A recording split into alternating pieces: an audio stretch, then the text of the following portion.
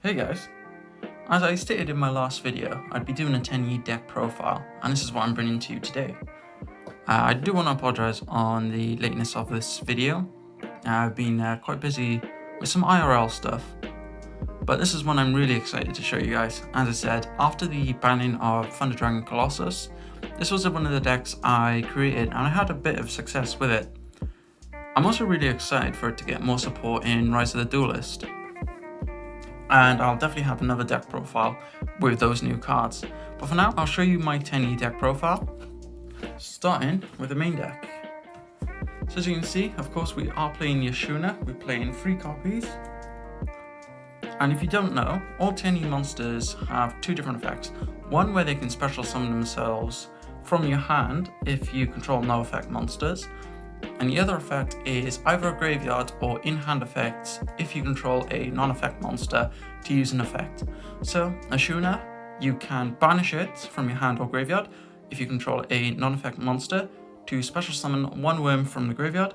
However, you can't special summon any other type of monsters for the rest of the turn except for worm. We play 3 of the Tenyi Spirit of Ashuna. I'm really sorry, I got 2 supers and 1 rare. I need to get a 3rd super. But Vashuda has an effect where if you control a non-effect monster, you can banish it from the hand or graveyard to bounce something on the field. This was used in August, I believe. Next up, we got Shathana. And this one's effect is when a face-up non-effect monster you control is destroyed by battle or card effect, you can banish this card from your hand or graveyard to target one of the destroyed monsters, special summon it, then pop something your opponent controls. And it's non-target destruction. Really good. Next up, we got the 3 Adhara to recycle any of our banished Tenyi monsters. We've got 2 Nahata. Nahata is the battle protection, so you can banish it during battle to reduce the opponent's monster by 1500 if attack is declared on a non-effect monster. And I play just 1 Mapora. It doesn't seem a lot of play at the moment, unfortunately, but we still need to try and play as many Tenyi monsters as we can. Next up, for the non-Meme cards, I've got 1 Meme. For the non-Meme cards? For the non-Tenyi cards, I've got 1 Meme and 1 Phantom Sky Blaster. If you open 1 Tenyi monster and Phantom Sky Blaster, you can make an insane board.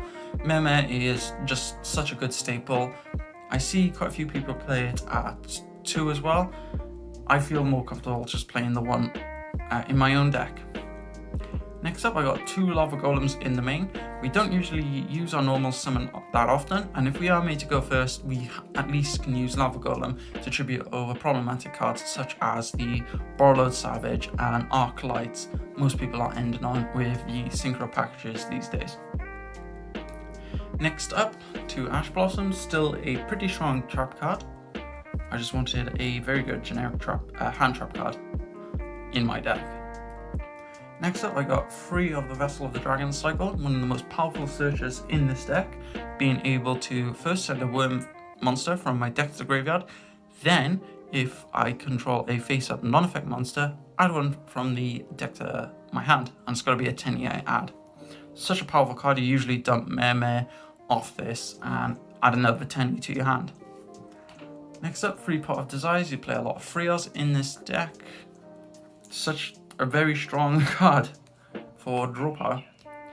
Also got 3 of the Calls by the Grays, stop any hand traps. 2 of the Field Spell being Flawless Perfections.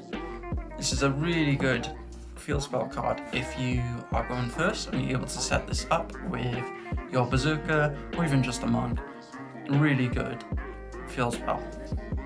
Next up, I've got 1 Foolish Burial, 1 Monster Reborn, 1 Terraforming, obviously to search the field spell, and 1 World Legacy Succession to special summon from the graveyard, if we kinda bricked. Next up, I play 2 Waterfall of the Dragon Souls. This card is very slow. This will definitely be replaced once the new spell card comes out. And finally, to finish off the deck, I've got 2 of the Counter Traps Couldn't find my third one, unfortunately, but still a very good trap card to run in this deck. Next up, we go into the extra deck, and as you see, I've got the one. Now, I'm gonna absolutely butcher this. Sahasrara, I think that's right. This is such a really good card. Basically, what you can do is target an effect monster your opponent controls, summon a token with the same attack. Also, while you control a face-up non-effect monster, effect monsters you control cannot be targeted by your opponent or battle, for instance. So they have to target or battle the token or any face-up non-effect monsters you control. Next up, I got one Draco Berserker of the Tenyi. Generic level 8 synchro monster, very strong, can banish anything our opponent throws out or a monster effect from our opponent, and can kind of act like a pseudo Boral Sword. One Berserker of the Tenyi, gotta play it, it's one of the strongest link 3s in this deck. Also another link 3 we play, Draco Masters, being able to just destroy an opponent's field just using this card. Two Shamans, very standard as well as the 3 Monks of the Tenyi. We do play that Boral Sword Dragon in our extra deck, and we also got Nightmare Phoenix to get rid of any spell and trap cards. Also playing a Land Fornicus as an extra non-effect monster in our extra deck. One Linkaribo to use a Meme token for it. One Abyss Dweller because there are boards you can end on Abyss Dweller, a Sahasrara, and even a Draco Berserker. And finally, we've got Yazi, Evil of the Yangzing, being able to pop itself and then special summoning a worm from the deck. So good for getting rid of any removal. Last up, we've got the side deck.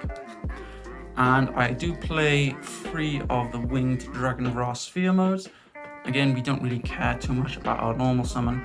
If we're playing against something that has more monsters on their board, we can definitely side this in over the Lava Golem. Got a third one just in case. Also got 3 Vanity Fiend if I'm guaranteed going first. Stupidly strong card. Denko Seka, another great normal summon, especially because it can shut off any back row decks like Altergeists. Two twin twisters. Yeah, that's a tongue tie. Definitely say that really fast. Because obviously we can dump our Tennies into the graveyard and use their effects and gets rid of cards. We also playing 3 Dark Rulers no more in different sleeves. I know they're actually in my completed Cyber Dragon deck, which I should be profiling very soon, I hope. This is such a good card, especially if you are expecting to go second as well. So with that, let's get into some test hands. Okay, so I have thoroughly shuffled the deck off screen, and let's get into our first test hand. I think for this video I'm only going to do 1 test hand with no interactions from our opponent. If you want to see test hands with 1 interaction on our opponent, please leave a comment to say if you want to see 1 test hand without interaction and 1 with. Anyway, let's have a look at this test hand. And we have opened pretty decently. Even if we had interaction, we got called by the grave, unless of course it's like an impermanence or dimension shifter, but who's really playing that these days?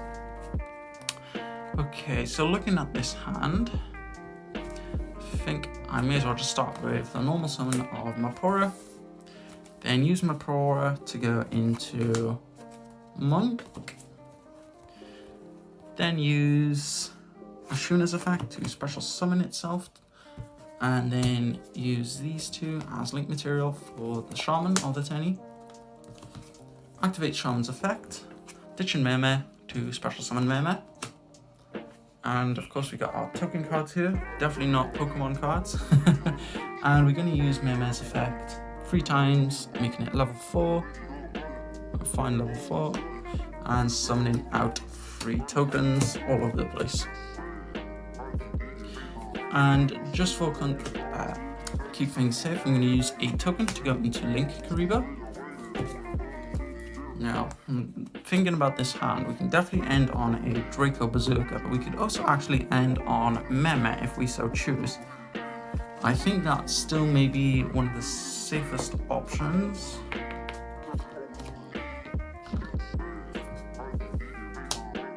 Just checking the graveyard. Okay, so we can definitely make the Sahasrara as well, of course.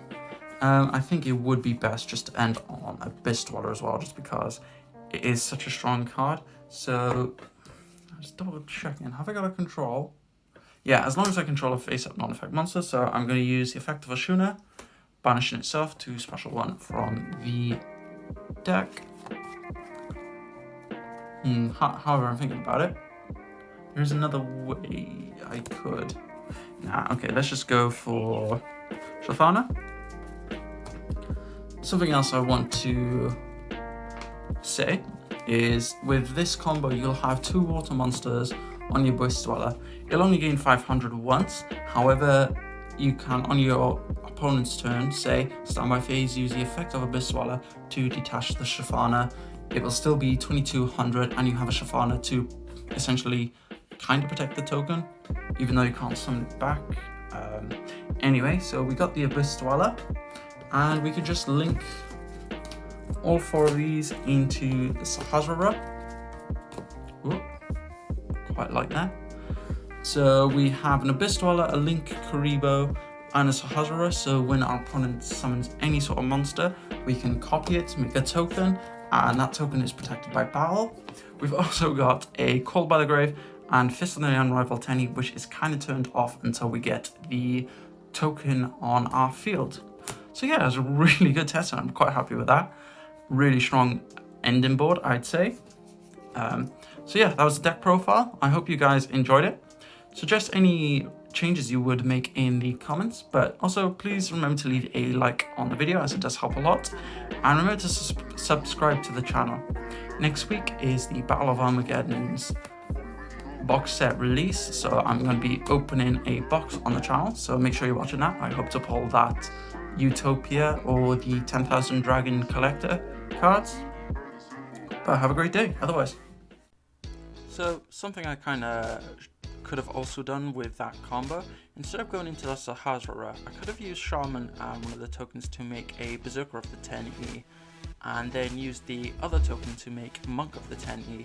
This would give me 2 non-effect monsters on my field, making the Counter Trap and the Shathana live on our opponent's turn, once we send it to the graveyard, of course, off the Abyss Dweller.